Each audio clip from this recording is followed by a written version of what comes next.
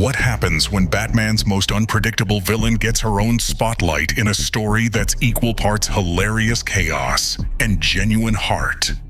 Today we're diving into the graphic novel that proved Harley Quinn could carry her own series and changed how we see Gotham's favorite anti-hero forever.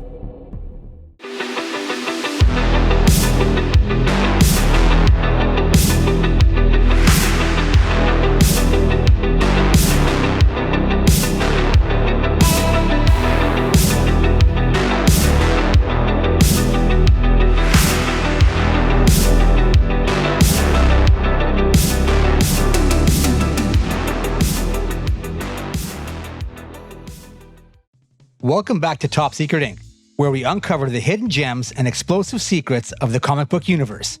I'm your host, Thorne Bishop, and today we're cracking open one of the most surprisingly compelling character studies to ever grace the pages of DC Comics.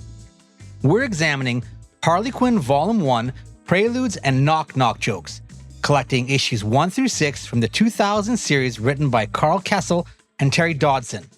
This isn't just another villain gets a series cash grab. This collection represents a pivotal moment when DC took a character who started out as comic relief in Batman, the animated series, and transformed her into a complex, sympathetic protagonist. Which makes this graphic novel so important is how it strips away the Joker's influence and asks a fundamental question. Who is Harley Quinn when she's not playing second fiddle to Gotham's crown prince of crime? Before we dive deeper into the mission, let's pull the files on the key players. Heroes, villains, rogues, and wildcard operatives. This is the subject profiles. Harley Quinn, the liberated jester.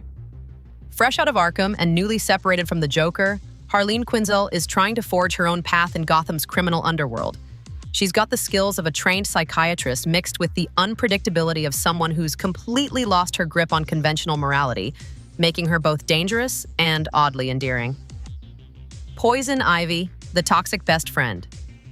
Pamela Isley serves as Harley's roommate, confidant, and occasional voice of reason, which is saying something when you're talking about an eco-terrorist. Ivy represents the kind of female friendship that's built on mutual respect for each other's criminal expertise and a shared understanding of being underestimated by men. The Joker, the abusive. X. Even when he's not physically present, the Joker looms over every page as the toxic relationship Harley is trying to escape. His influence on her psyche creates the central tension of whether she can truly break free from his psychological manipulation. Two-Face, the coin-flipping catalyst, Harvey Dent appears as both an obstacle and an opportunity for Harley, representing the kind of established Gotham criminal who doesn't take her seriously as an independent operator until it's too late. So issue 1 starts off with Poison Ivy locked up in Arkham. Shocking, I know. But here's where it gets fun. 2 guards roll up wearing full hazmat suits because, and I quote this from the story, we all know how good of a kisser Ivy is. I mean, fair point, guys. Death by smooch is definitely not how you want to go. The guards think they're being clever by bringing her fake potted plants instead of real ones. You know, because actual plants would be like handing a flamethrower to a pyromaniac. But plot twist here. Ivy grabs both fake pot plants and just goes bonk bonk on their heads, knocking them all cold. And surprise, surprise, cracking open one of these pots reveals a red and black outfit. That's right, folks. Good old Harley Quinn has been playing dress up as Poison Ivy the whole time, sneaking into Arkham like it's the world's most dangerous delivery service. Why? Because it's time to break her pudding out of the slammer. Obviously. Now, here's the cute part. Harley picks up those fake flowers and takes a bite out of one of them. Turns out that they're candy flowers, her absolute favorite. Basically some bubblegum.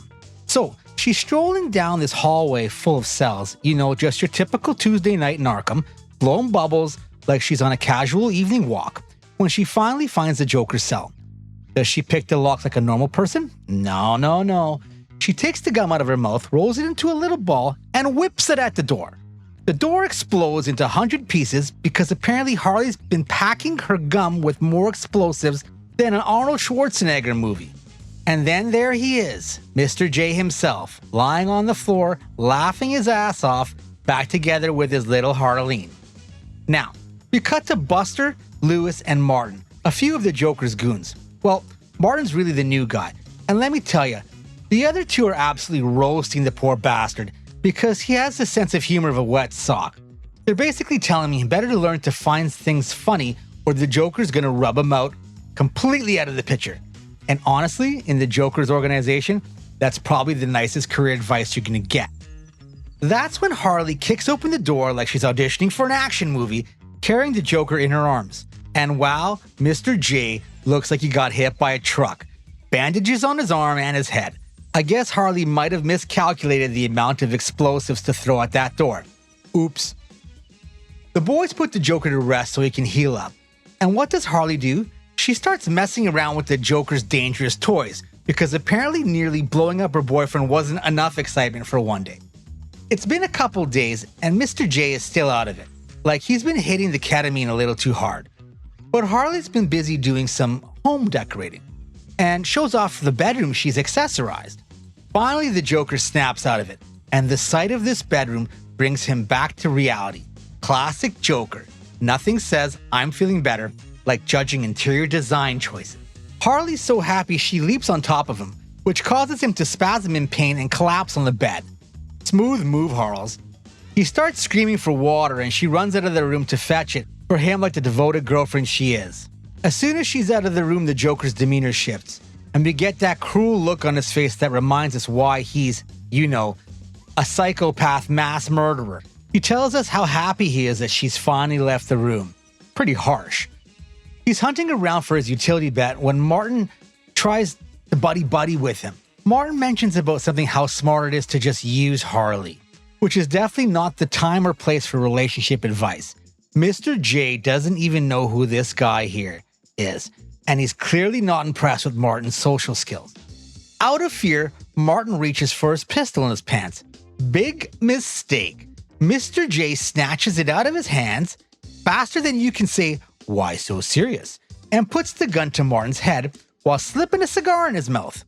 The Joker insists that Martin smokes the cigar. Too bad Martin didn't know that that cigar was explosive. I guess the moral of the story is smoking really isn't good for your health, especially when the Joker's your supplier.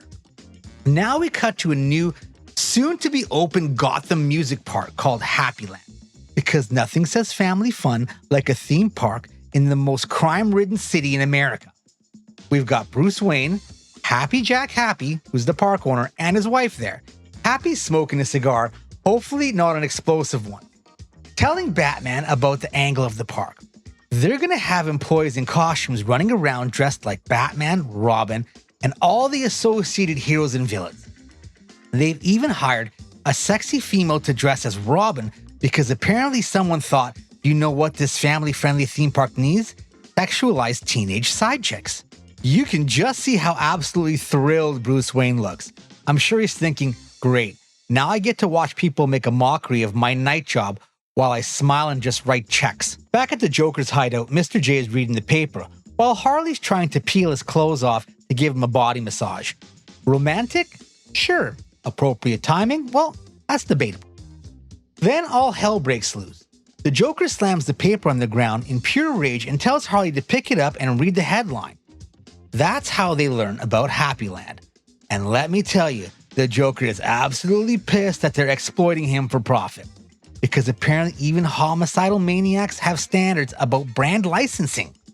So, the Joker sweet talks Harley into sabotaging the main ride at the park. But here's where it gets sneaky. Before Harley and the goons leave, the Joker calls the goons over and tells them that they need to sabotage the ride without Harley knowing. He needs to be the one that's responsible. The Joker needs to have the last laugh. Because nothing says healthy relationship dynamic like secretly plotting behind your girlfriend's back while she's thinking she's helping you commit terrorism. So now we're at the theme park with Harley out of costume. She's rocking her sexy doctor's outfit because apparently that's her idea of going undercover. She's at the theme park on a roller coaster they're about to sabotage. And here's where it gets ridiculous. Buster has a weak stomach for amusement park rides. The guy's a criminal who works for the Joker, but a little loop-de-loop makes him queasy. Like priorities here, Buster. The crew is impersonating some kind of American Council representatives for quality control of roller coaster rides. And if that lie isn't the biggest pile of horse shit you've ever heard, I don't know what is. But somehow, and I can't stress this enough, park security actually believes this absolute garbage and closes the ride so that Dr. Harleen and her staff can make the required adjustments to the ride. Because apparently Happy Land's hiring standards are about as rigorous as the background checks they have for these employees. When they all get back to headquarters, the guys, including the Joker, are laughing it up, all about the costume freaks at the park and how none of the outfits actually match the real heroes or villains. They're also roasting some of the gender-swapped costumes because apparently even homicidal maniacs have opinions about Comic-Con accuracy. The Joker and his goons drop off a giant-sized jack-in-a-box, the roller coaster, and Harleen and the guys celebrate after finishing all their modifications to successfully sabotage the ride. Mission accomplished, right? Well, hold that thought. Later that evening, Harleen is hanging out with Lewis at the roller coaster, having a heart-to-heart about their lives. Because nothing says deep conversation like chatting next to a murder machine you've just finished building. Here's where we get some actual character development. Lewis tells Harley he's a family man, and he hopes that someday when he dies, a journal of all his adventures will help his family get rich from a book or some movie royalties. That's actually kind of sweet, in a completely delusional criminal way. Like, good luck explaining to Netflix that your dad's memoir is about working for a psychotic clown. Then, out of the blue, pops the real Poison Ivy, and she's slightly peeved. And by slightly, I mean absolutely furious that Harleen impersonated her just to get locked into Arkham to help the Joker escape. I mean, you can't blame her. It was a pretty solid jailbreak plan. But identity theft is still identity theft, even among criminals. Ivy's doing her traditional man-hating routine, and as angry Harley keeps going back to the Joker, even though they all know he's just using her. And honestly, Ivy's not wrong here. She's literally the voice of reason, which is terrifying when you think about it. Now, Lewis is listening to a police scanner, and there's a report that there's been a sighting of Harley Quinn on the other side of town, which is unfortunate because the Joker is about to start the festivities at Happy Land. And by festivities, I mean kidnapping Mr. Happy Jack and his absolutely stunning wife. Lewis and Buster have both of them tied them down to the roller coaster, and it looks like they're gonna go for a little ride. The kind of ride that doesn't end at the gift shop, if you catch my drift. Surprise, surprise, Harley shows up, and she's shocked that the Joker is at the park, and even more surprised that he's not hurting or in pain. He should be resting back at the hideout, right? The Joker tells Harley that he's surprised too, and for that, he has other surprises for her. Inside the purple tuxedo jacket, he pulls out a bouquet of flowers. Aw, how romantic. Wait, no. Inside the bouquet, he draws a handgun and truly expresses how he feels. One shot, and Harley drops to the ground, bleeding onto the roller coaster platform. Jesus. Even Mr. J, even by your standards, that's cold. With Harley subdued, the Joker tells Buster to start the roller coaster and Lewis to use the remote to activate the giant-sized Jack-in-the-Box. The box opens up and fireworks shoot up into the air, forming an enormous image of the Joker. But there's only one problem. It's across town, and it should be here at the park. The Joker is losing his mind because how is Batman supposed to come to the park for the big finale if the signal is on the wrong side of Gotham? It's like ordering a pizza to the wrong address. With a few leaps and somersaults, another Harley appears in the same outfit. She says to Mr. J she moved the box once she noticed that Buster and Lewis were moving it around because she didn't want Batman to spoil their special time together on this first adventure back out of Arkham. And here's where Harley notices Harley bleeding on the floor. Racing over, the real Harley pulls off the imposter's mask. It's Poison Ivy. Plot twist here, the Joker just shot the wrong clown girl. This is just like a really violent episode of Scooby-Doo now. The Joker sends his goons to take out the real Harley, but our girl's got some serious moves. She kicks Buster in the head and approaches Lewis. Meanwhile, the ride's been activated, and we can hear screams from the tracks above. Apparently, Happy Jack's wife is not enjoying the surprises they set up for her. Harley jumps in, kicks Lewis right in the head and knocks him out cold. The Joker tries to shoot Harley point blank, but the gun jams because apparently even his weapons have trust issues with him. She grabs him by the neck and then he bitch slaps her with the butt of the gun. Classy as always, Mr. J. With Harley on the ground, the Joker kicks her in the gut, and then Harley starts laughing and telling him the jokes on both of them. At the end of the roller coaster, there's a large Joker statue carrying a battle axe that's supposed to swing at the people riding the coaster. But she left a little present too, a large statue of herself on the opposite side holding a huge mallet. The scene shifts to Happy Jack and his wife approaching the two statues, screaming for help even though they know it won't do any good. Both statues wind up, and instead of hitting the riders, the trajectory's off and they end up smashing each other. The Joker starts laughing hysterically at how this turned out and offers Harley a hand to get up off the floor so that they can call a truce. Big mistake, Puddin'. Harley grabs his wrist and twists it, revealing the classic hand buzzer of death by electrocution. She then grabs his arm and tosses him off onto a wall of a nearby building. Suddenly, fireworks start going off all over the building. I guess the Joker always goes out with a bang. Literally. The scene cuts with Happy Jack talking to Commissioner Gordon, telling him he wants Harley alive because he has some unfinished business to deal with her. Finally, we get Harley and Poison Ivy on a building rooftop with Ivy's arm all bandaged up. Ivy's angry because Harley doesn't get why she got shot. And Harley's like, I do understand, but you shouldn't have been dressed like me. Then you wouldn't have been shot. Which is peak Harley logic right here, folks. Like, sorry, you got shot while impersonating me while I was impersonating you. It's like Inception the movie, but with more blood and worse decision making. At the beginning of issue 3, we open up with Harley loading a single bullet into a chamber of a revolver, giving it a spin, and now it's time for some Russian roulette. She's playing He Loves Me Not with a gun, which is peak Harley energy right here. 3 clicks of the pistol, it goes off, but not into Harley's head. Nope, straight into a mannequin of the Joker.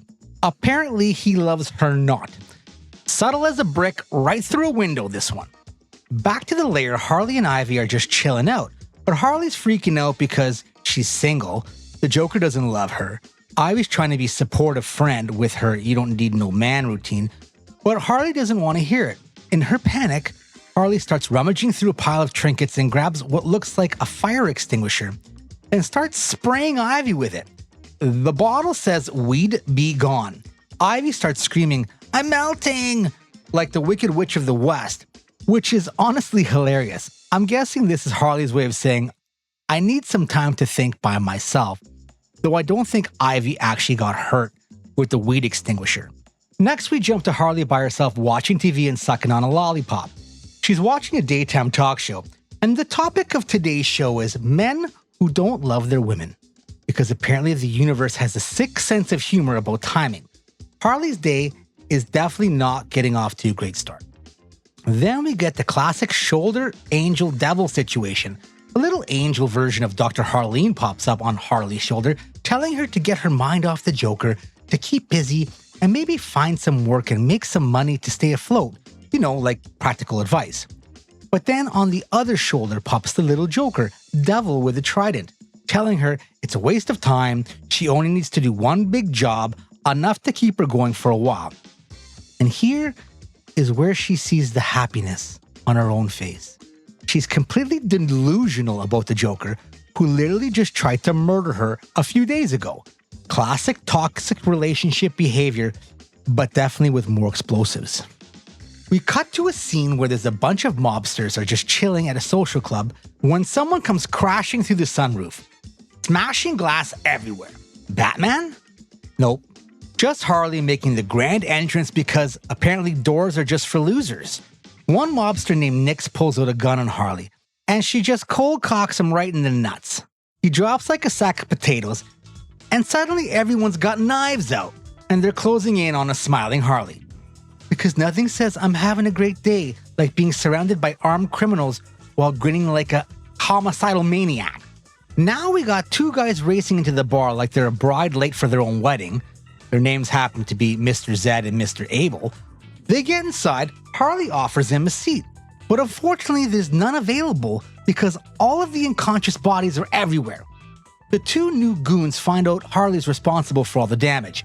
Impressed, they pick Nix up off the floor and they get him out of there, because apparently Harley's resume now includes single-handedly defeated an entire mob hangout.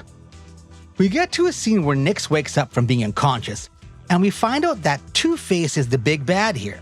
He's not very happy that Batman beat everyone up.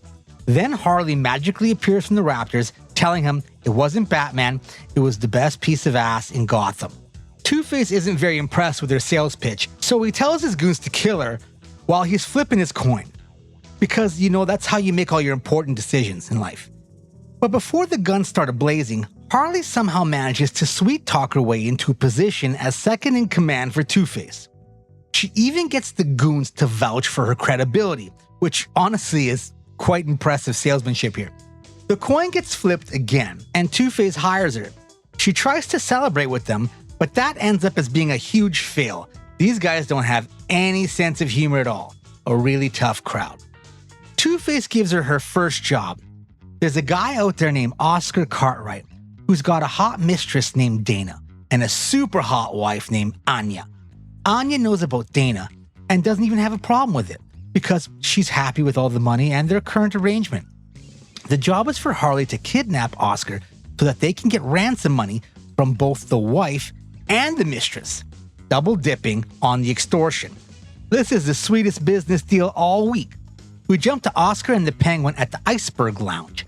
Cartwright's thanking Penguin for his discretion regarding the situation with his mistress, backing that gratitude up with a big wad of cash to keep his mouth shut. As Cartwright and Dana leave the club and open the limousine door, there's Harley with a huge revolver. They pull Dana and Cartwright into the limo where Two-Face is also waiting. They explain that Dana's gonna get dropped off and inform the wife about the ransom demands. The limo stops, the door opens, and Nix pulls Dana out of the car. He grabs her by the hair to get her moving and ends up yanking off a wig. Wait a second. That's not Dana. That's Anya. Here's where we find out that Dana and Anya are the same person with a split personality complex. And Harley looks like she's gonna cream her pants because Oscar loves her and accepts her mental issues. She's not even in therapy, and this is the most romantic thing Harley's ever seen. Because nothing says true love like accepting your partner's dissociative identity disorder without professional help, right? Two-Face is like, screw that, and shoots Oscar in the arm, then grabs Miss Dana Anya. Now they're gonna kidnap her because he thinks he'll be able to get more money that way, because she has two personalities, and that would make the perfect girlfriend for Two-Face. Then Harley busts out a revolver on Two-Face again. This time she's trying to save the damsel in distress because this was an impulsive decision to save another crazy girl from a madman. Hey, that kind of sounds like deja vu. Two-Face calls his goons to take out Harley. She tumbles and backflips while firing her revolver, but apparently the gun was spring-loaded with a cork and grease. The impact hits the windshield of the goon's car, causing them to lose vision from the oil-covered window and crash into another car. It's like Home Alone, but with more felonies. Two-Face tries to run and hide in the theater with Miss Dana Anya, but Harley just drop kicks him into a seat in the upper level. She's about to shoot him while he's down, but with brute strength, he rips the railing from the side of the seat and clocks Harley right in the head with it. I mean, that's gotta hurt. Harley stumbles back and tips over the railing of the theater balcony. She's hanging there by one arm outside of the railing when Two-Face offers his hand, as long as she admits her defeat. Harley takes the offer and pulls him over the railing, dropping him onto the hard lower level. Classic Harley move right there. Harley's still hanging there on the railing and asks Miss Dana Anya for a hand. Dana offers to help, and Harley grabs her hand and pulls her over the railing too. Now both of them are hanging over the railing, and Harley's just straight up like, I'm gonna blackmail you for cash because you know what? If you don't give me money, then everyone's gonna know your secret. But hey, let's not call it blackmail. Let's call it a reward for saving your life twice. And folks, that's how you turn a rescue mission into a business opportunity. Harley Quinn, entrepreneur extraordinaire. This issue starts differently. We got a super sexy Catwoman on top of a bowling alley roof, because apparently even cat burglars need to work on their spare game. She makes her way down to ground level and finesses her way into a locked building like a professional she is. Catwoman starts rummaging around and eventually finds a trapdoor at the end of one of these bowling alley lanes with a sign that says on it, "Out of order." Now we know why it's out of order, because it's not out of order, it's a secret entrance. She goes down the stairs into a room where the doors close behind her and lock themselves. There's a button on the far wall. Hey, it's a hidden elevator. After pressing it, she rises dozens of floors and another wall splits in half, revealing, you guessed it, Harley and several other hot chicks. Apparently, it's party time. And what kind of party? Well, I have absolutely no clue, but it's definitely the kind that Batman doesn't get invited to. Harley calls over Catwoman and introduces her to the body doubles, two knockout female hit women who are really annoying to listen to, but still look absolutely great. Even Catwoman is impressed with their chatter. Then we're introduced to two of Lex Luthor's female aides from the White House. Remember, at this time in DC Comics, Lex Luthor was president. They look pretty good too, because apparently evil corporations have excellent hiring standards for attractiveness. Remember that. Jewel pulls Harley aside and tries to get the details on Mr. J, and when the big wedding day is going to happen. Harley breaks it to her pretty easily, tells her that they're separated for the time being. Jules tries to console her, and Ivy jumps in with her 2 cents, that Harley's just better off by being independent because men are just a waste of time and resources. Then they reminisce about all the time they spent together on the Suicide Squad missions, which is like reminiscing about your college days, except with more explosions and federal crimes. A woman dressed in orange robes and black leather introduces herself to Harley. Her name is Pagan. She's new in town, and she likes to cover her face. I can't tell if she's hot underneath all that fabric, but I'll give her the benefit of the doubt. Pagan starts asking questions about whether this get-together is going to be a regular event for the girls, but she gets rudely interrupted by the LexCorp ladies. They tell Harley that her 2 hyenas, the ones taken from her from the last time she visited Metropolis, are now in custody at the Gotham Zoo. As Jules walking by, Harley trips her leg without being seen. Jules' cocktail spills all over the LexCorp girls, and while Jules apologizes for the accident, the corporate ladies aren't really too happy about this.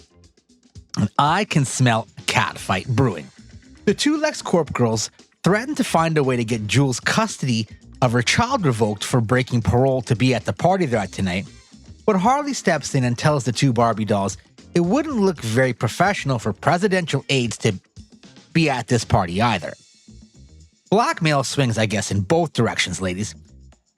Ivy comes to cheer up Jewel with a drink, and that would technically be another drink, and reminds her that men are only good for one thing, and that usually doesn't last very long anyways. Catwoman chimes in that men can be trained like dogs and can be very, very useful if you know how to manipulate them in the right way. And, for the most part, she's got a point there. Catwoman turns to Pagan and tries to get more information out of her.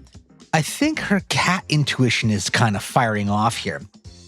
They have a small talk about the Green Arrow team and some chatter about Oracle too, but Pagan seems really sketchy about these topics.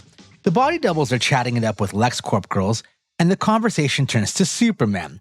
The twins would love the opportunity to meet the man in blue, but Hope and Mercy are like, fat chance, Superman likes chicks with brains, not just big assets. You know what I mean. And here we go. Both pairs pull out the guns. Does the cat fight begin? No. Harley breaks it up by yanking out a revolver and pointing it at all 4 of them.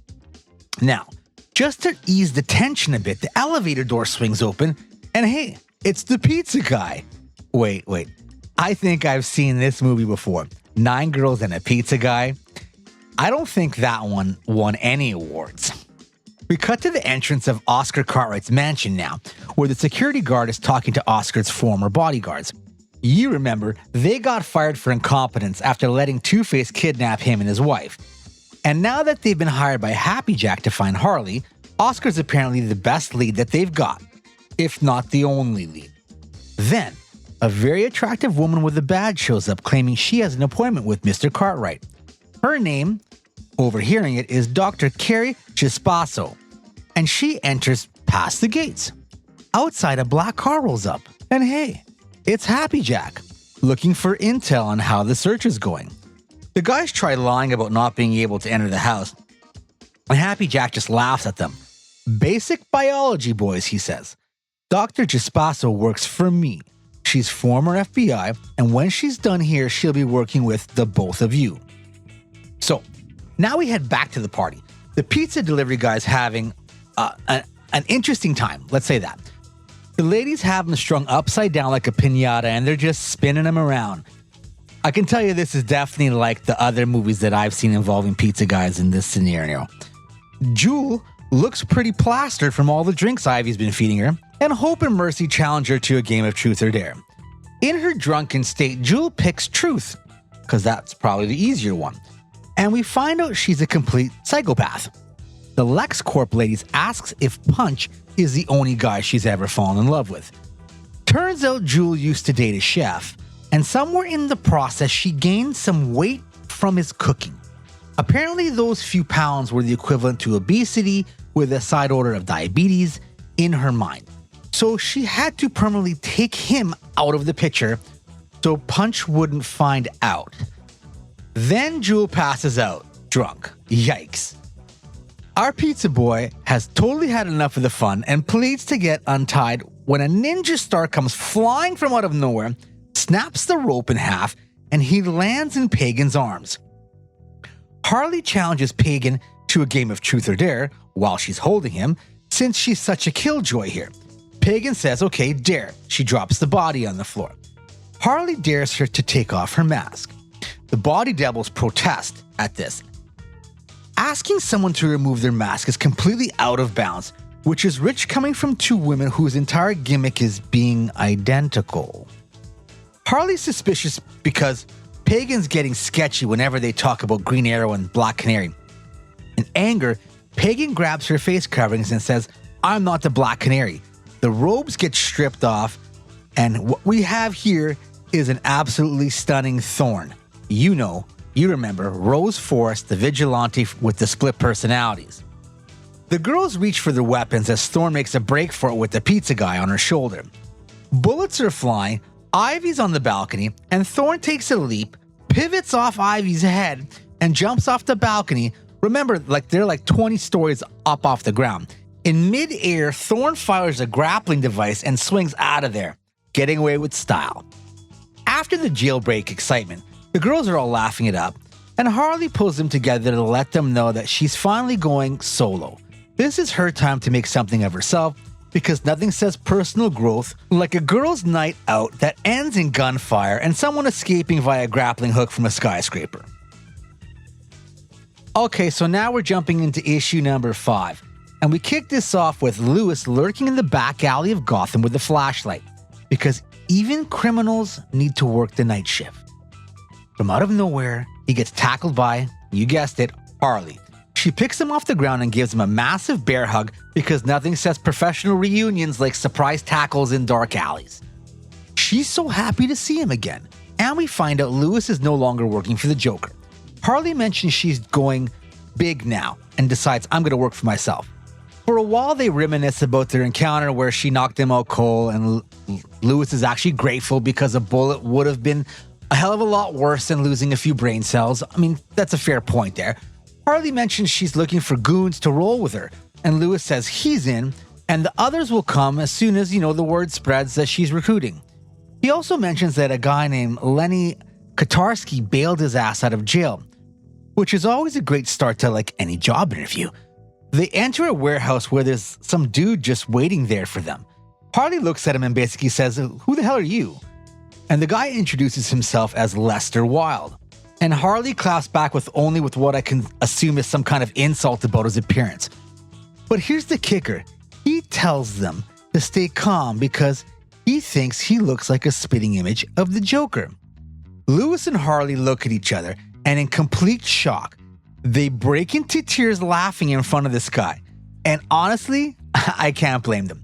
All kidding aside, Lester's looking for a job as one of Harley's henchmen. They find out he's never done anything illegal, which in the Gotham criminal underworld is like showing up to NASCAR race on a bicycle. Harley's like, sure, you're in.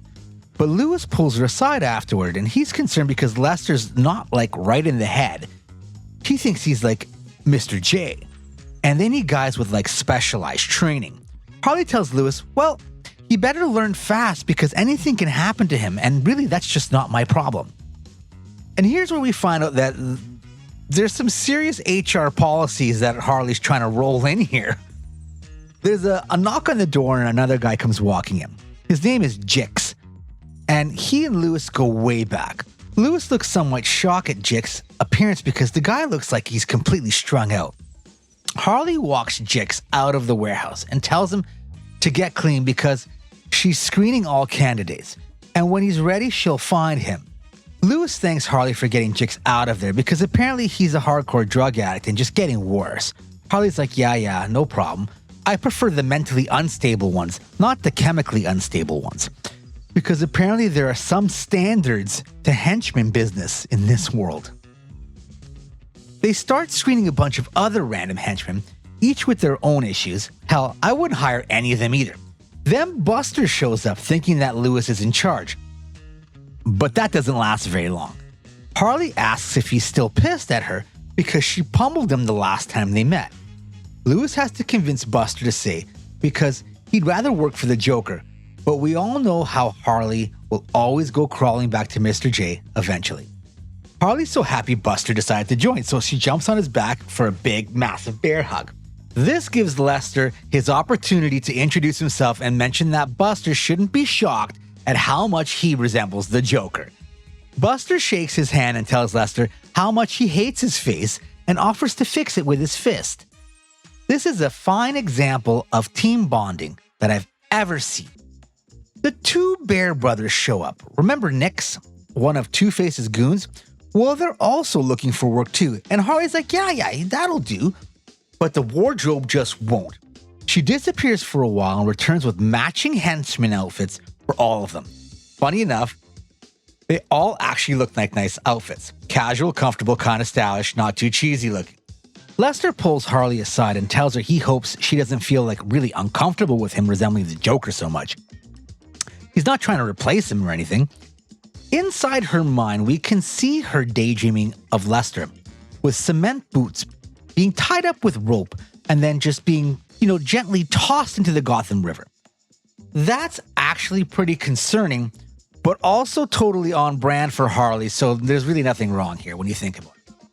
Harley walks onto the balcony and tells Lester to find a delivery truck because they're going to do a jailbreak soon. And this is exactly what Buster wanted to hear. Then we see Harley jump off the balcony into the night because elevators are just for amateurs. Lester starts having what are possibly the most evil thoughts of his entire life. What would Harley want with the Joker look-alike when the real Joker will be back soon from this jailbreak? So, Lester decides, oh well, I guess I'm gonna have to kill the Joker. Because that's a totally reasonable career advancement strategy we have here. Lewis grabs a produce truck, and the crew loads in. They drive for a while and stops behind a large building. Not a very tall, but a pretty wide and long building. This doesn't look like a prison at all. After some effort, they make their way in, and it smells like a mix of, well, let's just say it's not pleasant. At this point, Lester breaks away from the rest of the crew while eventually looking for jail cells that just don't exist here. Lester finds a bathroom and starts applying makeup to look like the Joker. He's thinking, my transformation is so amazing, they'll never be able to tell the two of us apart. Spoiler alert, they absolutely will be able to tell. He leaves the washroom looking for the rest of the crew with a gun pulled out. He opens the door and finds a room that's full of penguins. Because that's not strange, really. Really, is it? Harley and the goons make their way through a building to discover they're actually at the Gotham Zoo. And Harley found her pet hyenas. So happy to see him, she whips over a revolver filled with grenade cartridges and blasts the cage open. The alarms go off and security comes running. Lester's panicking, thinking Harley must have gotten injured in the blast. So he's running down a hallway trying to follow where the explosion came from while the guards start shooting at Harley and her crew. They make a break for it and beeline it back to the truck, taking off right into the night. Lester makes it outside to where the hyena cages are, but the guards return and shoot him in the back 3 times. In Lester's mind, he's telling himself that this is like a sacrifice of what Joker would have done, what anyone have done for that woman's love. I guess the joke's on Lester right now. Poor delusional bastard thought he was like the main character in someone else's story and paid the ultimate price for it. The issue starts with Harley gripping a revolver, sneaking down a hallway of what looks like an office building. You got to love the cork with the string inside of it right in the barrel of the gun. Like safety first, kids. The scene flips to Happy Jack's 2 goons entering the office where they've been greeted by Dr. Trespasso. Remember that former FBI agent turned private investigator? The office is covered with pictures of Harley and a few of the Joker. She definitely looks a lot hotter than the last time we saw her in Oscar Cartwright's mansion, which I'm pretty sure is very relevant to the investigation. Apparently, the doc has been doing some home redecorating, and the goons aren't too happy about it. This office is technically theirs, and then she came in, moved a bunch of stuff around, and threw a bunch of stuff out. For the next little while, they throw shade at each other about their career paths and failures after the military and FBI careers. Classic workplace drama, but with guns. Yes. Doc tells him to listen up. She's been hired to find Quinn, and they're all on the same mission, so let's just get along and get the job done. She's creating a map of all of Harley's appearances and anything strange that's happened in Gotham to narrow down the whereabouts, including the recent hyena theft at the zoo. Shirley, one of Happy Jack's military goons, mentions that Harley has a bunch of henchmen working for her now. Lewis, Buster, and the 2 Bear brothers from Two-Face's crew. Doc Trespasso explains that her strengths are in criminal profiling, and knowing about the target's past and motivations will always provide an insight that they need to solve a crime. We jump into a flashback of Harley's life now, where we learn when she was a professional psychiatrist and an academic genius in a university who was on full tuition scholarship for being on a gymnastics team. Shortly after, she was hired by Arkham Asylum as a psychiatrist with the intentions of writing a book about motives of serial killers. But really, we know she was only interested in the Joker because nothing says professional boundaries like falling in love with your psychopathic patients. Back to the present. Harley's at a different warehouse, just having hired another henchman named Brad, a former member of the Riddler's crew. Apparently, there was an opening in the team since Lester never made it back home after the zoo visit. The goons are stunned by what they see. Everything in the building is giant-sized. Harley proclaims that Brad's initiation is to ensure that they leave with a souvenir from this place called the Finger Warehouse, because apparently crime involves a lot of novelty item theft. Back to Dr. Trespasso and the boys. She puts a video recording on of the first session between Dr. Harleen and the Joker. The scene involves some fetish choking between Harley and the Joker, which I guess is kind of like true love or something equally twisted, but she breaks through the Joker's wall of silence and gets him to actually talk. Harley ends up having an affair with him while she's in Arkham, helps him escape a few times without even getting noticed, then eventually gets busted.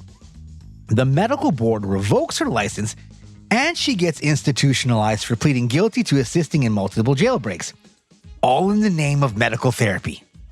While being escorted to her cell, the doctor who hired Harleen tells her how disappointed he is and how she could have been one of the best.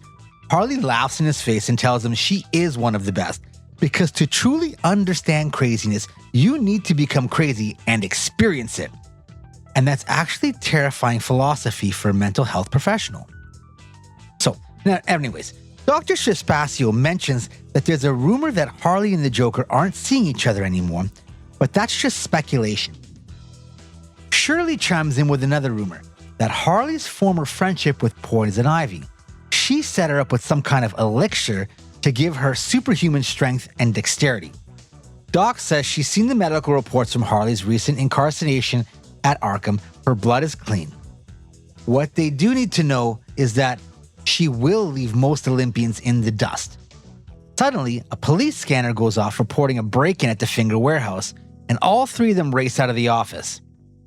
Now, back at the Finger warehouse, Nix has some serious butterfingers.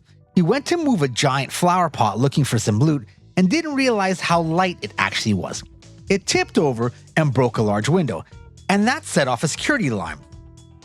Because even career criminals struggle with basic physics here, Buster and Brad come running in to let everyone know that a silent alarm is going off and there's a woman and a rent-a-cop at the front door.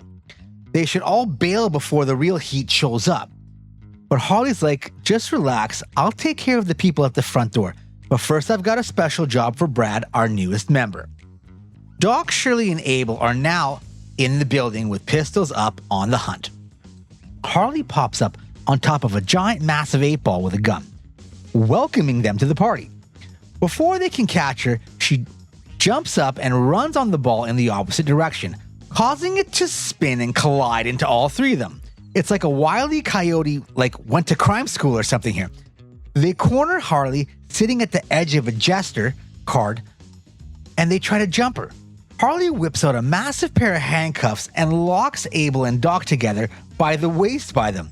This is pretty embarrassing for professional investigators here.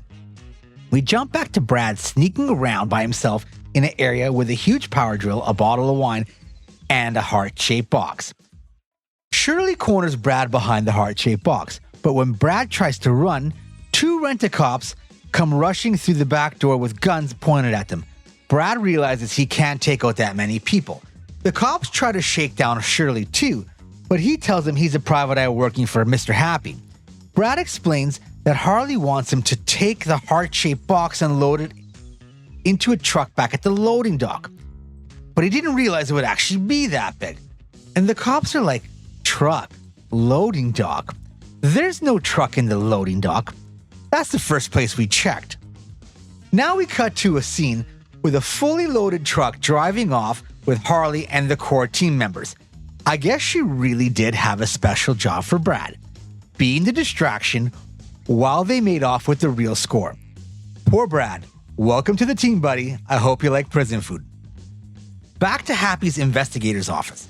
Dr. Chispasso is completely losing her mind right now. She's pissed. She's telling the guys, okay, we did it your way, and we got diddly squat. Now we're going to do it my way. The doc starts digging deeper into her files and shows him a picture of Harley in high school, standing next to her boyfriend. The guy's name is Guy Goskippy, and somehow he mysteriously died while dating Harley. Doc thinks that if she can crack the murder mystery of Guy's death, she can get some footing on how to catch Harley. Because apparently every criminal's downfall starts with a high school yearbook. Classic detective work here. Our final scene takes us back to Harley's hideout, where they just unloaded the stash. They ransacked a huge golden helmet that looks like something Dr. Fate would want to own. Nix confronts Harley about the score, saying, all that work for nothing. I'm here to make money, not to collect prizes. And Harley's not too happy with his view of the situation. But she kind of understands that the goons gotta get paid. So she walks away from Nix and heads into the closet.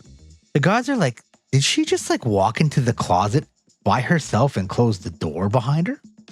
We find out that Harley has a wall safe hidden in there, so she cracks it open to discover there's no cash in it. The cash is gone.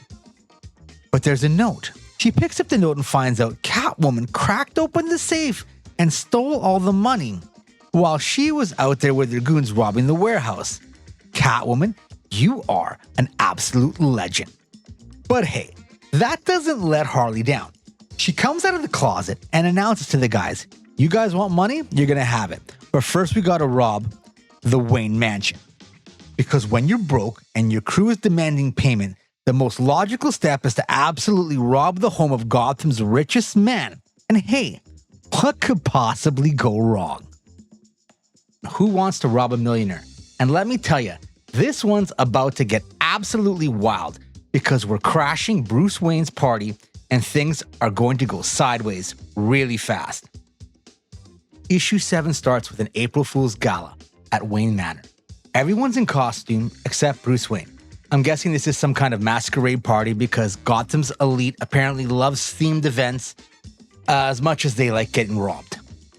Bruce is schmoozing with a lady at the ball when Harley, in her typical clown jester outfit, bumps into the back of him.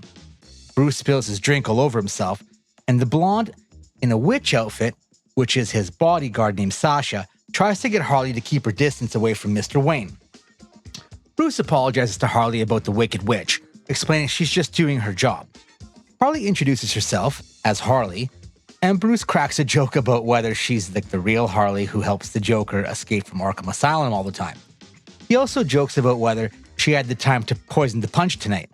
Harley genuinely bursts into laughter, and honestly, it looks like they're both flirting with each other, which is hilariously inappropriate on multiple levels for a comic book. From across the dance floor, a woman Bruce was talking to earlier calls him out. She's wearing a green Riddler outfit, and she looks pretty hot. She's telling Bruce to stop wasting time with Harley.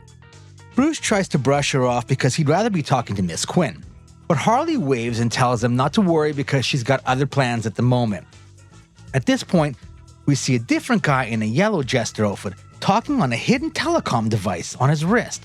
He must be security or something because he's radioing in that there's another jester in the building. How many jesters are at this party exactly? We cut to Bruce talking to Sasha the bodyguard. Things are starting to wind down, and he's asking if he's seen Harley. He wants to continue their previous discussion. Sasha's slightly jealous and tells Bruce the next time they meet, he should just add Harley to his phone book, you know, that little black book he keeps beside his bed. And Bruce tells Sasha I'm getting out of here, and she's stuck babysitting the rest of the people at the ball. When Bruce leaves, we see Sasha raise her wrist and start talking into her wristband, another telecom device. She's radioing that Bruce's status for the remaining of the jesters. Talk about an inside job here. Like, they got this security covered. We jump to the security room where there's a jester manning a console. He looks over at Harley sitting there in her typical outfit and asks if she wants to help. And Harley's like, no, I'd just rather sit here and watch what you're doing. The jester thinks Harley's part of the team or something. Like, what a joke here. Like, these security guards don't know about each other. He tells her she needs to leave for real, and Harley waves a wand with the puppet monkey's head, like, towards him. She tells him to, like, rub it for good luck, and then she'll get out of there. He reaches for the monkey, and Harley swings at him, clocks him in the head. The security guard drops to the ground unconscious, and the monkey head is smoking with sparks. Like, it's an electrocuting wand. No kidding here. The scene cuts to Sasha out of costume. Thank God, because that outfit was absolutely doing nothing for her. Now I definitely know why she was hired. She's pretty damn hot. She opens the door to the master bedroom with her pistol in her hand, but Bruce isn't there. Sasha runs to the nightstand to find Mr. Wayne's little black book open. She grabs the phone and calls the voicemail to see who's been calling him. There's someone on the phone trying to find out why Bruce stiffed her for a little get-together later that night. Sasha starts panicking because no one can find Bruce now, and even worse, the jester at the control center isn't answering communications. She slams the phone and runs out to find him. Plot twist here. That wasn't some random woman who left a message. That was Barbara Gordon, intercepting the phone call. Apparently, Bruce contacted her to get security on a goose chase while he takes care of some Batman business out in Gotham. Barbara looks at her computer terminal and notices an email sent to Gotham police. It's a riddle that says, "What is a name on way?" I guess it must be like some kid's riddle or something? No, it's the Riddler. Sasha figures that leaving wouldn't do any good, so she's running through the house where none of the security jesters are responding. She makes it to the command center and kicks the door open with her pistol ready.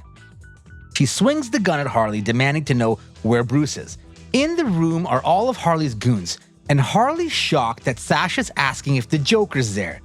And Harley's like, nah, this is my show. I'm in charge here. From behind the door, Buster smashes it with his fists, knocking Sasha to the ground and the door completely off the hinges. He picks up her unconscious body and says, "I hope you don't mind, guys, but I'm gonna have a little fun now." Harley jumps in and twists his ear, says, "No time for pleasure. We're here to get a job done. You can save that for later." Lewis is complimenting the new hottie on the team. Harley has this new tech-savvy girl, kind of like Oracle, named Margot. Yes, she's a fine addition to the Harley Quintets. Margot has officially rerouted all the CCTV cameras in Wayne Manor with fake footage so the crew can safely roam around the building without anyone knowing. And now, for the moment of true happiness we've been waiting for, it's time to loot this place. Nix tries to control the situation because Buster's not making the best choices about what to loot. Harley offers Nix a hand by offering him a hand. Starts crushing it with brute strength. Nix doesn't like being called a quintet, but he realizes he's got to be a team player or just walk away from the team. Harley eventually releases her grip and tells the team that Nix will be supervising the collection of all the loot. I guess she just needed to put him in his place first, let him know who the boss is. Lewis and Harley are trying to pick a lock on the door inside the house when it smashes open and out pops the Riddler and 5 goons. One of them, which is the hot chick who was trying to seduce Bruce earlier at that party. Apparently she's an old family friend of the Waynes. Isn't that funny that both the Riddler and Harley decided to rob the place at the April Fool's ball? Wouldn't that be a perfect time to ransack this place? Anyways, Harley slaps back at the Riddler, calling him the poor man's Joker. The Riddler, in anger, tells him he's not a hoodlum going around causing mayhem and murder. He's nothing like the Joker. And he drops the bomb that he left hints with the police that they were going to rob this place. Now, we cut to Barbara Gordon, who figured out the riddle and knows Wayne Manor's getting robbed. She starts to panic and tries to notify Batman, but there's no response. Batman, Robin, Nightwing, Black Canary, Batgirl. No one's available. What if they find the Batcave? There must be someone that she can call to stop them from finding it. The Riddler explains he's there because the mansion was originally built in Europe, brought to America brick by brick. The original mansion had a secret chamber in it, and that's where Bruce must be hiding all the real loot. Harley calls bullshit on that story, and Buster tosses a concrete statue at Riddler's goons. Now shit's going down, hard. The Riddler's goons start blasting guns inside the mansion. Harley's dodging explosive rounds blasted by Margot. Remember that female quintet who basically is a knockoff of Oracle? Well, we have a problem here. Those explosive rounds weren't meant to hit the Riddler's goons. They were actually meant to hit Harley. Margot's actually a bounty hunter, and there's apparently a nice price for Harley's head in the streets. So much for team loyalty here. We got our first major fight of the issue. Margot's blasting rounds at Harley. She's bouncing around like a jackrabbit, dodging all of them. Eventually, Harley pulls out a pistol and fires back. A long rubber tube comes flying out and hits the wall and gets stuck right beside Margot's head.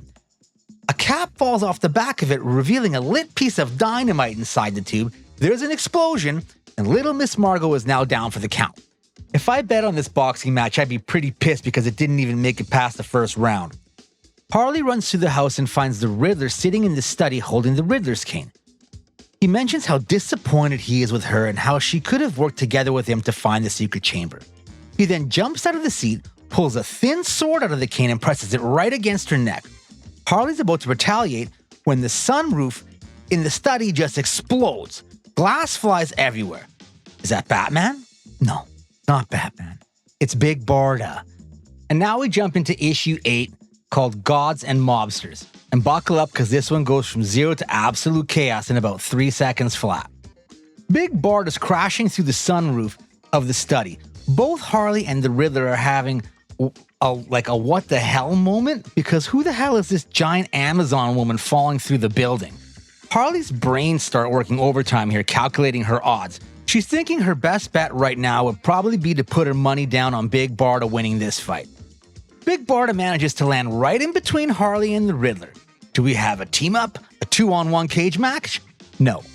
Both Harley and the Riddler turn around and run in opposite directions like sensible criminals. Barda points her mega rod at Harley, who's like, yeah, see you later, skater, and jumps and tumbles out of reach of Barda. Because when a 7-foot goddess warrior shows up with a weapon, you don't stick around for polite introductions here. Big Barda stops in place when her telecom earpiece goes off. It's Oracle on the line. They're talking back and forth about the situation. Oracle thought only the Riddler's crew is in the building. She wasn't aware that Harley was also there. That's not good. She also tells Big Barda that the security cams have been hacked, so she'll be going in blind. Oracle can't help with any backup whatsoever, which is kind of fantastic news for the criminals here.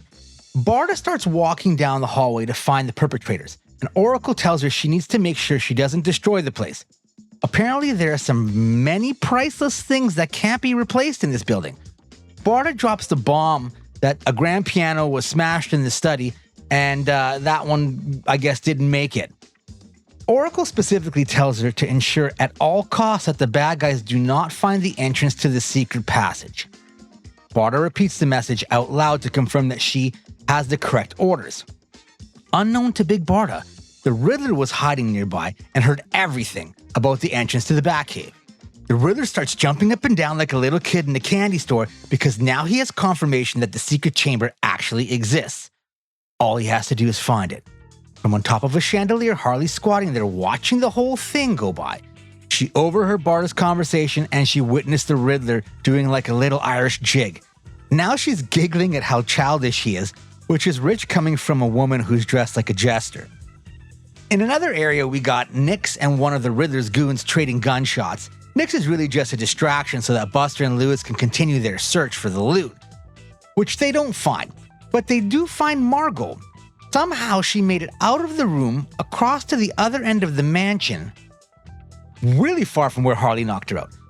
But she's clearly dead here. I'm guessing the Riddler's goons must have finished the job off. Lewis bends over to check the body when Buster gets attacked by one of Riddler's goons. Another goon rushes in with a pair of scythes. Lewis grabs the medieval shield from a suit of armor just in time to prevent his own gruesome death. Now this is starting to get a little unfair here. Remember that hot chick in the Riddler outfit talking to Bruce? She pops her head through the door and starts firing a gun into the room. But don't worry, it looks like the score's about to even out here. Nick's buddy Kenny is up behind the Riddler's Chica and puts the gun right to the back of her head.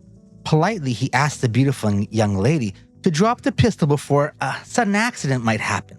She starts to sweat when both Kenny and the woman get lifted a foot off the ground by their back of the necks. And guess what? It's Big Barda. She's got them up in the air telling them that they can argue about this behind bars. Everyone else in the room sees this and calls a 5-second truce to get the hell out of there before more chaos even happens. Harley rounds up her troops and walks back into the room with Big Barda. She tells Barda they know the Riddler's looking for the secret chamber, but they have no interest in it. All they want is the loot. You got one chance to decide, Barda. You can search this entire place for the Riddler by yourself, or we can help you get him. But in the end, we get a get-out-of-jail-free card tonight. Classic Harley negotiation tactics right there, folks. Now the scene jumps to a university in the dead of night where a door gets knocked and it opens. It's the office that belongs to Harley's old psychiatric professor. It's Shirley Bow and Dr. Chispasho showing up at nighttime because apparently normal business hours are just for like normal people here. They bring a yearbook to Professor Odin Marcus, presumably to ask about what he remembers about the death of Harley's old boyfriend. So now we can tell that this investigation is actually starting to heat up here. So now let's jump back to Wayne Manor. The Riddler's in the library pulling all the books off the shelves because everyone knows that if there's a secret passage in someone's mansion, it'll always be behind a bookshelf after you pull the correct book. Harley finds him and tells him to get out of there because Barda's on their tail. The Riddler's about to go head-to-head with Harley when she mentions that Barda said he'll never find it even if he sleeps on it. The Riddler realizes that the secret door must be under one of the beds in the mansion. He wants to know why she would even help him. And Harley's like, are you stupid? Why would I help Big Barda? She just locked me up anyway. We need to stick together or we're done for here. So they both end up running out of the study. In the main hallway, the Riddler reconnects with the goons and all of them race up the stairs to the master bedroom. On the top of the landing, they're confronted by, you guessed it, Big Barda, and you can see the fear in their eyes. Barda grabs the carpet on the stairs and pulls it right from under them. At the same time, Harley and the quintet start firing the guns from the lower level up the staircase. The good old double cross, including the Riddler's hot female goon. So I don't know how she got down there to help Harley's team, but I'm not going to ask any questions. Big Barda has her hands full with the Riddler goons. Kenny walks over to, the Chica, and is so impressed with her work, he asks her if she wants to join the quintet. He pulls out an extra uniform shirt. She's kind of smitten by the offer and takes the shirt when a Riddler goon runs up from behind her and grabs it and steals it. He proclaims that he wants to be the newest member of the quintets because he knows shit going down with Barda right now. Maybe he can get his ass out of here. He ends up putting that shirt on and sparks start flying. The shirt is electrified. His body drops to the ground and he's still convulsing. Then Big Barda grabs the woman up again. Remember Chica? I guess she's getting busted too. Looks like Barda has almost everyone tied up now. The Riddler comes up from behind Harley, about to slash her with his cane sword. Harley whips out her little purse and pulls out a slinky, whipping it at him. The slinky enlarges and wraps around his entire body, trapping his arms and legs into the place. Now we got all the green guys taken down because apparently Harley's purse is like Mary Poppins' bag, but with weapons. Harley looks over to Barda and tells her they finished their part of the deal, now they're leaving untouched. Nix is pissed because they're empty-handed again. Buster looks over and says, hey, I'm not leaving empty-handed, and reaches for the floor-mounted grandfather clock attached to the wall. Big Barda turns around and tells Harley, I agreed to let you help me catch the Riddler. I did not agree to let you go free. Apparently Big Barda isn't the brightest Amazon goddess. No one in this world works for free. Then she yells at Buster to let go of the grandfather clock. Oracle hears the words grandfather clock from her earpiece and yells at Barda, you need to stop them and get them away from that clock. That's the entrance to the Batcave. Do whatever you have to do to stop them. They cannot move that clock. Barda responds, understood. Well, that's not really good for Batman's secret identity, is it? Barda warns him one last time to stop trying to rip the clock off the wall or she'll be forced to use her mega rod on them. Harley tries to control the situation by telling Barda, hey, we own it. We have a receipt here in my purse. Right from Bruce earlier this evening. She goes into her purse and tosses something right into Barda's face that blinds her momentarily. Buster manages to rip the clock right off the wall. The Riddler's losing his mind because they found the secret passage. Big Barda, currently blinded, yells for everyone to step away from the clock and fires the Mega Rod in all directions. The house is now getting blown to pieces inside and out. Harley tells the guys to get the hell out of there and regroup outside as Wayne Manor basically explodes all around them. Now, we jump back to the university. Doc Chispasio is questioning the university professor, who says without a doubt the boy's death was a suicide, and even the autopsy ruled it so. Shirley's rightfully pissed because the case is getting colder now. He tells the professor, hey, listen, we're just trying to find Harley, and we need to get leads to get to her faster. Professor looks at him and says, yeah, I do have some information that I can give you. Well, isn't that a little bit ominous here? Now we get back to the destroyed Wayne Manor, or what's kind of left of it anyway. Big Barda's ear receiver goes off. Oracle's trying to find out what happened, and all she could hear was explosions and bangs in the background. Barda explains that she's apprehended all of the Riddler goons after the collapse of the mansion. But there's nothing to worry about because she's protected the grandfather clock and it's completely unharmed. Inside Oracle's mind right now, she's thinking, Bruce is gonna fucking kill me. Back at the Harley hideout, Kenny's suffering from mild depression because he really had a thing for the Riddler's female accomplice. Remember that Chica? But hey, look at the bright side here. At least she didn't end up wearing the electric jacket. You can always just bust her out of jail later if you wanted to. Nix is kind of pissed again because they pulled another job but didn't bring home anything. No cash. Cashola. Nent. Harley gives him the story that it's not always about money, but also about the heist itself, though she knows people have to pay their bills. Suddenly, Harley gets sidelined by a very familiar voice. It's Professor Odin Marcus, on TV being interviewed, because he just got honored with a very prestigious award in psychiatry. He's explaining how his study of evidence based on criminal activity connects to the study of love. And Harley starts to lose her shit, because that's her work when she was studying underneath him. That's her entire research from university that was taken after she was first arrested for helping the Joker escape out of Arkham. Looks like she's gonna pay the professor a little visit soon. They told us not to ask questions. They said the files were corrupted, the intel classified, the case closed. But we kept digging. Welcome to black box theories, where the facts don't add up, the coincidences aren't random, and the truth, buried under layers of denial. Strap in, agent. You're not supposed to hear this. Theory number 1. The psychiatrist's last stand. Classification. Character psychology. Harley's seemingly random actions throughout the series actually follow psychological patterns that suggest Dr. Harleen Quinzel is still fighting for control of her mind. The timing and targets of her schemes reveal a subconscious desire to help people, even when she's convinced herself she's just causing chaos. Theory number 2. The Joker's remote control classification, manipulation. Theory. Several of Harley's decisions that seem spontaneous actually align perfectly with what would benefit the Joker, suggesting he planted psychological triggers during their relationship that still influence her behavior. Her independence might be just another layer of his long-term manipulation. Theory number 3. The Ivy Conspiracy. Classification, hidden agenda.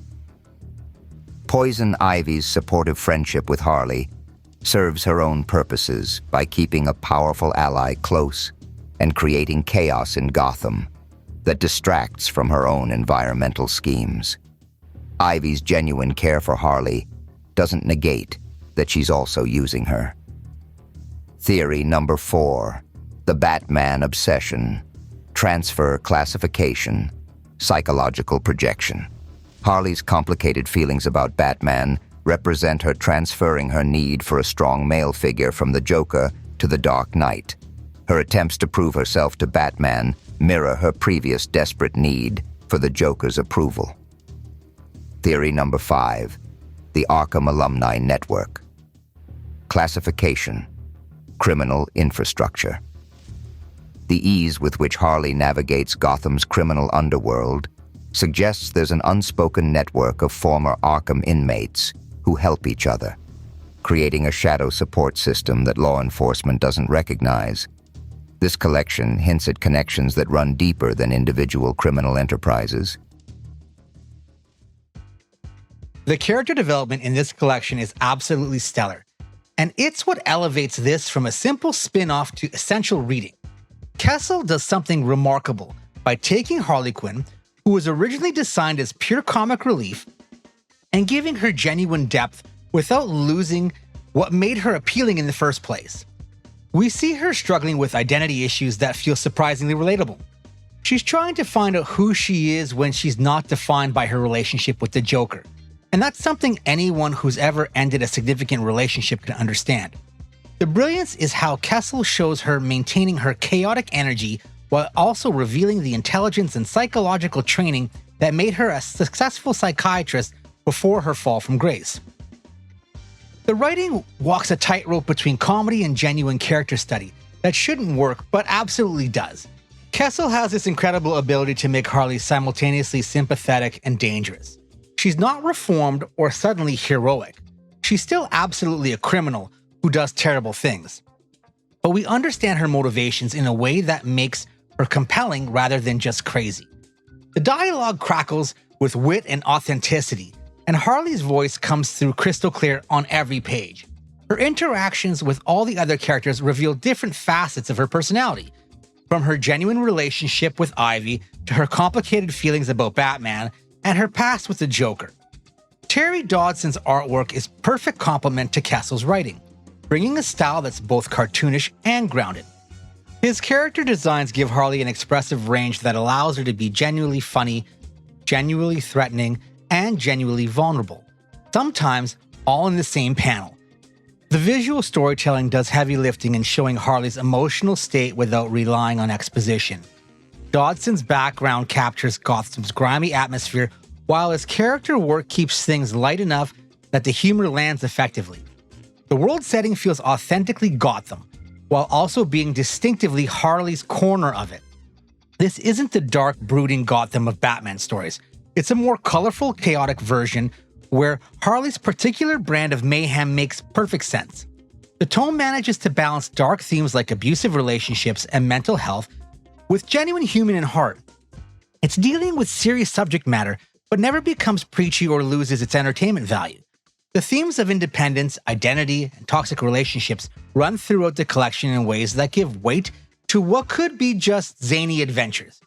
Harley's journey towards self-determination mirrors real experiences of people breaking free from controlling relationships. The symbolism is subtle but effective, but Harley's costume changes and evolving relationship with her baseball bat, representing her growing confidence and independence. Looking at comparative analysis, this approach to villain protagonist story paved the way for a series like Deadpool's ongoing success and influenced how Marvel approached characters like Loki in his solo series. The irrelevant tone and fourth wall breaking humor predicts much of what we see in modern anti-hero comics today. Most importantly, it establishes the template for how to take a supporting character and give them agency in their own story.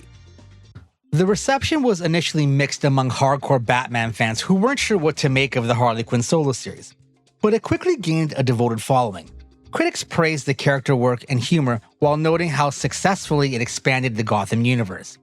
The legacy of this collection is enormous, and it's essentially created a modern version of Harley Quinn that we see in movies, TV shows, and countless other comic series today. Some intel doesn't belong in the open.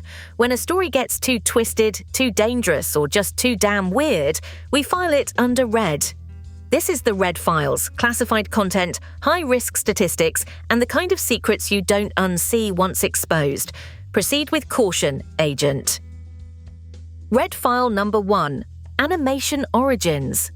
Harley Quinn was originally created for Batman, the animated series, as a one-off character in the episode Joker's Favor. Voice actress Arlene Sorkin's performance was so memorable that the character was brought into the comics and eventually became one of DC's most popular characters. Red File Number 2. Costume Evolution. Harley's classic red and black jester outfit was specifically designed to look like a playing card, fitting her role as the Joker's sidekick. The costume changes throughout this collection represent her growing independence from his influence and her developing personal identity. Red File Number 3. Real Psychology. Karl Kesel consulted with actual psychiatrists to make Harley's background as Dr. Harleen Quinzel more authentic. The psychological terminology and therapy techniques referenced throughout the series reflect genuine psychiatric practices, adding credibility to her character development. Red File Number 4. Editorial Resistance. DC editorial initially resisted giving Harley Quinn her own series, believing she worked better as a supporting character. The success of this collection proved that villain protagonists could carry ongoing series, influencing DC's publishing strategy for years to come. Red File Number 5. Artist Chemistry. Terry Dodson was specifically chosen as artist because his style could make Harley both attractive and approachable while maintaining her edge as a dangerous criminal. The collaboration between Dodson and Kesel established the visual template that influenced Harley's appearance in other media for decades. All right, agents, intel has been gathered, dossiers reviewed, and it's time to declassify the best of the best. Welcome to the awards segment, where we spotlight the operatives, wild cards, and game-changing moments that made this mission unforgettable. Let's hand out some top secret honors. Top Operative Award, Harley Quinn. This award goes to Harley herself for carrying her first solo series with charm, complexity, and genuine character growth that makes every page compelling. She steals every scene she's in while proving that supporting characters can evolve into fascinating protagonists when given proper development and respect. Dark Horse Award, Poison Ivy. Ivy earns recognition for being far more than just a roommate or a sidekick, serving both as a minor and a guide for Harley's guide towards independence. Her presence adds environmental themes and showcases female relationships in ways that feel genuine rather than forced, making her essential to the collection's success. Spyglass Sequence Award, the breakup scene. The emotional climax where Harley finally confronts her feelings about the Joker deserves recognition as one of the most powerful moments in the early 2000s comics. Without spoiling specifics, this scene manages to be heartbreaking, empowering, and true to the character all at once, representing everything this collection does right in terms of balancing humor with genuine emotional weight. The strengths of this collection lie primarily in its character work and tonal balance. Kesel and Dodson create something that shouldn't exist. A Harley Quinn story that's both genuinely funny and emotionally resonant. The writing treats Harley as a complete person rather than just a collection of quirks, and the artwork supports every emotional beat perfectly. The world building expands Gotham in interesting directions, while the supporting cast each serves specific purposes in Harley's development. Most importantly, it established that villain protagonists could work when approached with respect and genuine understanding of what makes them compelling. The weaknesses are relatively minor but worth noting. Some of the humor feels dated by modern standards, and certain plot trends could have been developed a little bit further. The pacing occasionally slows down in the middle issues, and some secondary villains feel underdeveloped. A few psychological elements are simplified in ways that don't quite match the sophistication of Harley's main character arc. However, these issues don't significantly impact the overall reading experience. The collection is perfect for readers who enjoy character-driven stories, anti-hero protagonists, or anyone interested in seeing how supporting characters can successfully transition to leading roles. It works for both longtime DC fans and newcomers to Harley Quinn, though some knowledge of her relationship with the Joker enhances the experience. The tone makes it accessible for readers who might normally avoid darker Batman stories, while still offering enough depth for serious comic fans. The replay value is surprisingly high because Harley's schemes and character moments reveal new layers on subsequent readings. Once you understand her complete arc, early issues gain an additional meaning that make the whole collection richer. The humor holds up well, and the character development rewards multiple readings in ways that pure action stories often don't. Compared to other villain protagonist comics, this stands out for its balance of humor and heart. It's more grounded than Deadpool, but more irrelevant than traditional redemption stories. The approach influenced countless other comics and established templates that writers still use today. In terms of Harley Quinn stories specifically, this remains as one of the strongest collections because it focuses on characters first and spectacles second. My personal takeaway from this collection centers on how effective it is showing that people can change and grow even when they've made terrible choices. Harley's journey towards independence resonates because it's about finding your own identity after a toxic relationship, which is universally relatable even when the specifics involve clown-themed criminal enterprises. The series' potential was enormous, and subsequent Harley series have built on the foundation established on this one.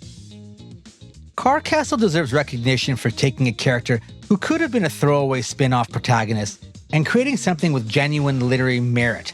Terry Dodson's artwork perfectly captures both the humor and the humanity of the story. Together, they created a template for how to approach beloved supporting characters with respect and creativity. Rating this collection, it earns a solid 8 out of 10. Not perfect, but it's essential reading to understand how Harley Quinn's evolved from animated series comic relief to one of DC's most popular characters. The character work alone makes it worthwhile, and the influence it had on subsequent comics gives it historical importance beyond its individual merits. I honestly recommend this to anyone interested in character-driven storytelling, or anyone who wants to understand why Harley Quinn became such a cultural phenomenon. If this breakdown had you curious about exploring more hidden gems in the DC universe, make sure to smash that like button and drop a comment letting me know which overlooked character deserves the spotlight next. Subscribe to Top Secret Inc. for more deep dives into stories that shaped comic book history, and remember to hit that notification bell so you never miss our classified intel on the comics that matter.